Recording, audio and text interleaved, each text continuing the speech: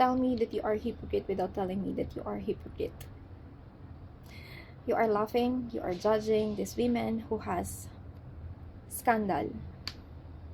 And here you are sharing publicly your intimate thing with your partner just because you want to do the trending or the oh my bad trend. Let's just accept the fact and the reality that we are just using 3 to 5% of our brain cells, and the rest it's just resting in our brain. And it seems like these people who are doing this, it's like they are just using their 1% of their brain cells without even being considerate that there's a lot, millions of minors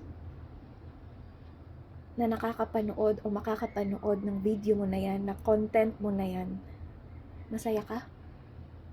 Tapos sasabihin mo, oh, yung mga bata ngayon, ganyan.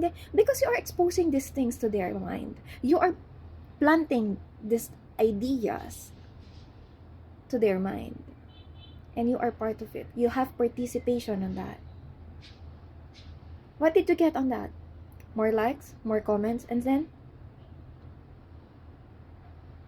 what? Where's your reputation?